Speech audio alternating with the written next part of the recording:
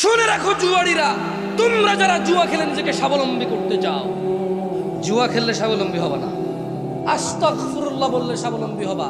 আমি জামশেদ মজুমদার বলতেছি না, আল্লাহর নবী নূহ আলাইহিস সালাম বলতেছে ইউমদিদকুম বিআমওয়াল, যদি বলো আল্লাহ ক্ষমা করে দেন সব অপরাধ, আর করব না অপরাধ, যা করছি মাফ করে দেন, আমি লজ্জিত, আর আমি ভুল করব না, আর আমি পাপে জড়াবো না। যদি মাপ চাও ভালো হয়ে যাও।